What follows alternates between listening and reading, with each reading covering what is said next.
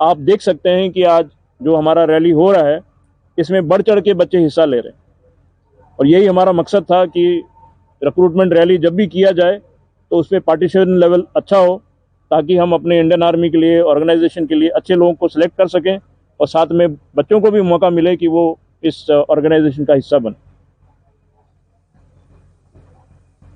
इसी प्रकार से मुजफ्फर के आर्मी रिक्रूटिंग ऑफिस, उनके इलाके में भी आउटरीच प्रोग्राम किया गया। मुजफ्फरपुर का जो एआरओ है वो नॉर्थ बिहार को देखता है, उनका इलाका नॉर्थ बिहार में पड़ता है। वो डिस्ट्रिक्ट जो कवर करते हैं वो है वेस्ट चंपारण, ईस्ट चंपारण, सीतामढ़ी, समस्तीपुर, सीहोर, दरभंगा, मधुबनी और मुजफ्फरपुर। तो उन्होंने भी अपने इलाके में बहुत एक्सटेंसिव आउटरीच प्रोग्राम किया, स्कूल में जाके, कॉलेजेस में जाके, और बच्चों के साथ इंटरेक्ट किया ताकि उनको समझाएं कि इस स्कीम के अंतर्गत क्या क्या चीज़ लागू हो रही हैं और इसके स्कीम के क्या टर्म्स एंड कंडीशन हैं। उनको, बच्चों को बहुत अच्छी तरीके से समझाया, और इसका श्रेय जो मेरे डायरेक्टर साहब हैं, कर्नल बॉबी जसरोटिया साहब, और उनकी जो टीम है, साहब यहाँ बैठे हैं मेरे साथ में, उन लोगों ने इसको 3-4 महीने में बहुत उम्दा तरीके से इसको एग्जीक्यूट किया। और गया की रैली के बाद में जब मुजफ्फरपुर का इलाके का रैली होगा, वो भी यहीं पे हो रहा है, तब आप देखेंगे कि बहुत सारे बच्चे एकदम मोटिवेटेड होके इसमें हिस्सा ले रहे हैं।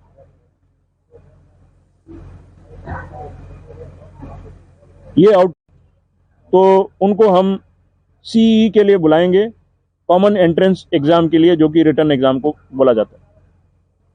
ये रिटर्न एग्जाम 15 जनवरी 2022 को होगा, और इसके लिए जब हम बच्चों को एडमिट कार्ड देते हैं, उस एडमिट कार्ड में उनका डिटेल दिया जाएगा कि किस लोकेशन में होगा और उन्होंने कब रिपोर्ट करना है, किस तरीके से। 1 दिन का टेस्ट होता है।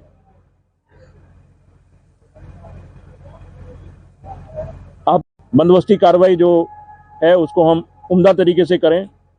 इसके लिए एआरओ मुजफ्फरपुर के डायरेक्टर साहब, गया के डायरेक्टर साहब, उनकी टीम, उन्होंने मुजफ्फरपुर के जो सिविल एडम हैं, सिविल एडमिनिस्ट्रेशन के जो अहदेदार हैं, उनसे मिलके, उनके कोऑर्डिनेशन के साथ बहुत सारे जो तैयारी करने की जो ज़रूरतें होती हैं उनके लिए कोऑर्डिनेट किया। और नतीजा आप देख सकते हैं कि जिस चक्कर मैदान में आप आज मौजूद हैं, वहाँ पे एक बहुत ही आला तरीके से बंदोबस्ती कार्रवाई कर रखा है, ताकि जो भी बच्चे आते हैं, कैंडिडेट आते हैं, उनको रैली साइट में जैसे ही वो इन होते हैं, उनको कैसे गाइड करना है, कहाँ पे ले जाके उनकी एंट्री करवानी है, अटेंडेंस लगवाना है, फिर उनके डॉक्यूमेंट्स को चेक करना है, उसके बाद उनको फिजिकल टेस्ट वगैरह के लिए उनको प्रोसेस करना है। फिजिकल टेस्ट जब हो जाएंगे, उसके बाद मेडिकल का जो कार्रवाई है वो भी करवाना है। इन सब के लिए बहुत ही उम्दा एक अरेंजमेंट किया हुआ है। और आप लोगों को पता है कि ये ग्राउंड किस हालत में था 15-20 दिन पहले, 1 महीने पहले किस हालत में था, और अभी कैसा ये नज़र आ रहा है। हम लोग बच्चों को एज रिलैक्सेशन दे रहे हैं, यानी कि नॉर्मल समय में 21 साल तक रिक्रूटमेंट रैली में बच्चे हिस्सा ले सकते हैं, लेकिन इस साल कोविड-19 में जो टर्बुलेंस हुआ, उस टर्बुलेंस को मद्देनज़र रख के 2 साल और एडिशनल दिया गया है। तो इस वाले रैली में अप टू 23 ईयर्स, 23 साल तक के जो कैंडिडेट्स हैं वो हिस्सा ले रहे हैं, लेकिन ये सिर्फ वन टाइम मेजर है इस कोविड के टर्बुलेंस से चलते। इसी के साथ मैं आप लोगों के माध्यम से ये दोहराना चाहता हूं कि इंडियन आर्मी का जो रिक्रूटमेंट प्रोसेस है वो फेयर है, बहुत ही फेयर है और बहुत ट्रांसपेरेंट है। और इस प्रोसेस को इंश्योर करने के लिए हमने कई स्टेजेस में चेक्स और बैलेंस रखे हुए हैं, जिससे कि हम इंश्योर करना चाहेंगे कि ये प्रोसेस फेयरली चले और ट्रांसपेरेंटली चले। तो इसलिए पोटेंशियल कैंडिडेट्स के लिए मेरे तरफ से मैसेज ये है कि वो किसी के भी बहकावे में ना आए, चाहे वो कोई एजेंट्स हों, चाहे वो कोई टाउट्स हों जो बोलते हैं कि हम आपका भर्ती करवा देंगे, और वो कोई पैसा ले लें उनसे, तो इस टाइप के बहकावे में ना आए, क्योंकि वो अपने माँ बाप का मेहनत का कमाई जो है वो वेस्ट करेंगे। जो भी उन्होंने करना है अपनी अच्छी तैयारी करें, फिजिकल के लिए भी, रिटर्न के लिए भी, मेडिकल के लिए अपने को स्वस्थ रखें, जो भी रिक्वायरमेंट्स हैं, और प्रोसेस पे यकीन रखें। हम बिल्कुल फेयर रिक्रूटमेंट प्रोसेस को करेंगे, को प्रोसेस करते हैं, और ये 20-25 दिन और चलेगा इस तरीके से। सबसे पहले इनका फिजिकल टेस्ट होने के बाद में इनकी डॉक्यूमेंट चेकिंग होती है, और इस चीज़ को मैं थोड़ा एम्फोसाइज करना चाहता हूं कि डॉक्यूमेंट्स के चेकिंग के लिए हम बहुत स्ट्रिक्ट हैं, उस पर हम गौर भी करते हैं।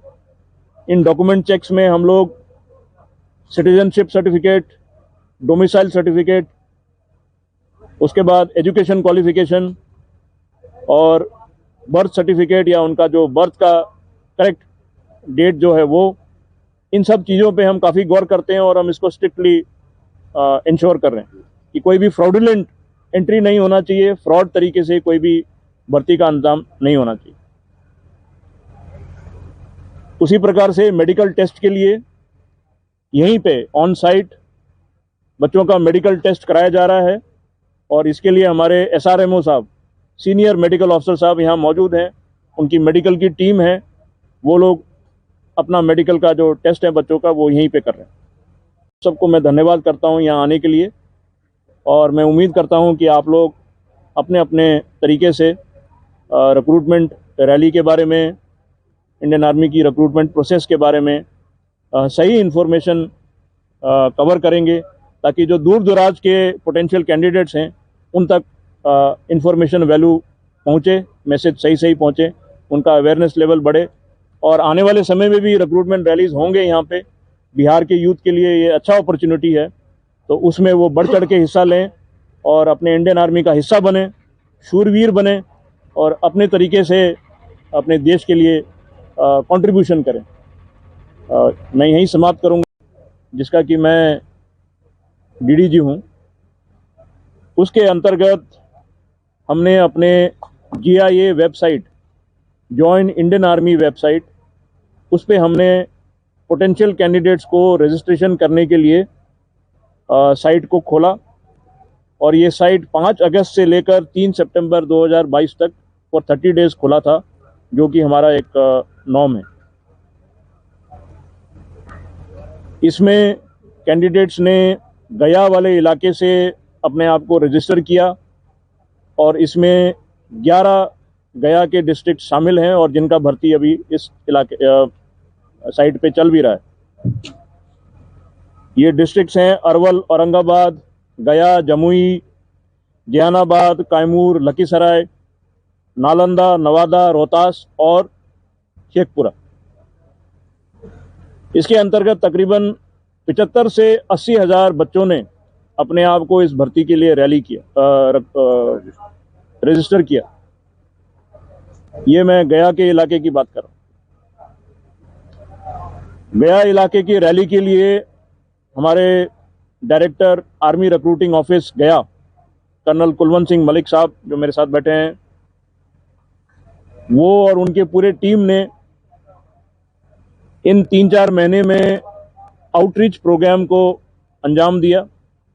और इस आउटरीच प्रोग्राम का मकसद ये था कि हम अग्निपथ स्कीम के बारे में स्कूल में जाके, कॉलेज में जाके, और NCC बटालियन के साथ मिलके, और एक national social service scheme camp के दौरान मिल के बच्चों को या पोटेंशियल कैंडिडेट्स को इस स्कीम के बारे में इंफॉर्मेशन दें, और उनके कोई भी सवाल जवाब हैं तो उनको हम आंसर करने की कोशिश करें, ताकि उनका अवेयरनेस लेवल इस स्कीम के बारे में और रिक्रूटमेंट रैली के बारे में सही रहे, करेक्ट रहे, और मिस इन्फॉर्मेशन के वो शिकार ना बने।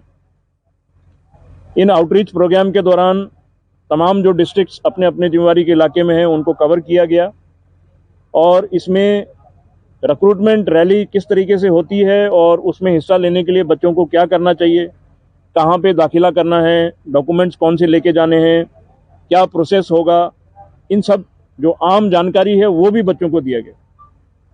और हमारे अनुभव ये है कि कई जगहों में बच्चों को पता नहीं होता, वो इच्छुक होते हैं रिक्रूटमेंट में हिस्सा लेने के लिए, वो चाहते हैं कि इंडियन आर्मी को ज्वाइन करें, लेकिन उनको इन्फॉर्मेशन की किल्लत होती है कि कहाँ जाएंगे, कैसे करेंगे, कैसे होगा। तो उस ये एशियन पेंट्स का GX19 इन्हें वाह कॉन्ट्रैक्टर बनाता है। कुछ भी इससे बच ना पाए, कोना कोना ये सजाए। वाह कॉन्ट्रैक्टर, वाह कॉन्ट्रैक्टर। टाइम भी देखो कम लगाए, घर की शान बढ़ती जाए। वाह कॉन्ट्रैक्टर, वाह कॉन्ट्रैक्टर। बस फिनिश नहीं, मशीन फिनिश कहिए जनाब। क्या बात है कॉन्ट्रैक्टर साहब? कॉन्ट्रैक्टर नहीं, वाह कॉन्ट्रैक्टर, वाह कॉन्ट्रैक्टर। एशियन पेंट्स का GX19 अब हर कॉन्ट्रैक्टर होगा वाह कॉन्ट्रैक्टर, वाह कॉन्ट्रैक्टर।